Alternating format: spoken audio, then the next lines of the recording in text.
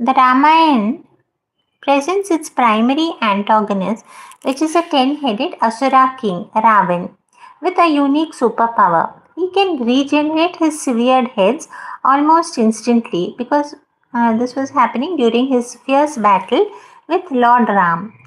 Each time the decapitation was met with new growth. So, fast forwarding to the this mythic superpower also finds an echo in modern pop culture characters like Wolverine and Deadpool also.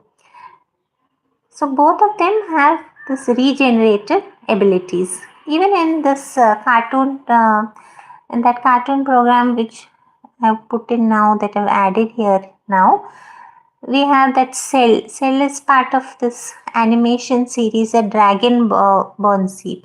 That is also there. A lot of children are seeing that Dragon Ball Z. This Cell also regenerates.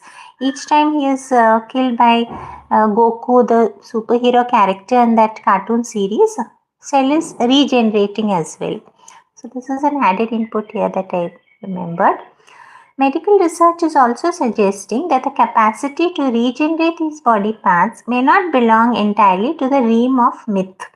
So, scientists are believing that mammals, including humans, may possess dormant regenerative abilities. In fact, a team of Texas A&M University researchers has reported promising results in mice, and they will be taking the first steps towards unlocking this regenerative potential. Salamanders are the only adult vertebrates who are capable of perfectly regenerating complex body parts, including limbs, tails, jaws, and even parts of the heart and brain. When a body part is lost, for example, specialized cells gather to form a structure called a blastema. This serves as a foundation for new tissue growth. Mammals like mice, humans, they are all generally poor at regenerating the lost body parts. So, most mammals have evolved to respond to this injury by rapidly forming what is a scar tissue. This will prevent infection, and it is a process that limits broader regeneration. As part of their study, the researchers have asked whether they can trick a mouse's body into regenerating, maybe say a lost fingertip like structure, using signaling molecules. So, to test whether mammalian wound healing can be transformed into true regeneration, the researchers have devised a sequential two-step treatment using these two well-known growth factors. They have amputated the middle bone of the digits on the paws of newborn mice.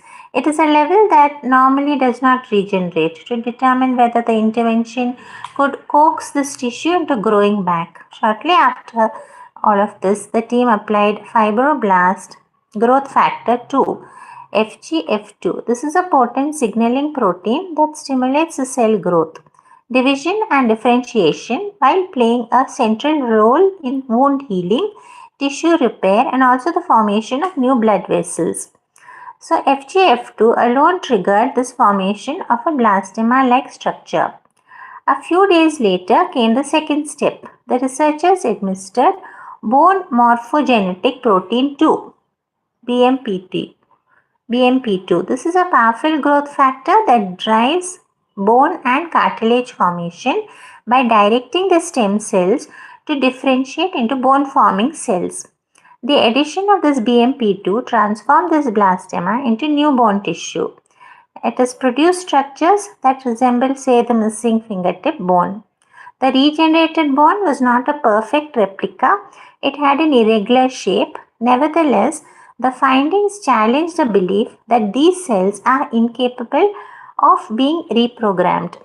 So, beyond challenging assumptions about the regenerative limits of mammals, the study's most striking finding is that regeneration may not require the transplantation of external stem cells. It is an approach that has long dominated regenerative medicine. Instead, the body's own cells appear capable of being reprogrammed to rebuild lost tissue. The team has also found evidence that cells can be instructed to build structures outside their usual anatomical location. It is a phenomenon known as positional respecification.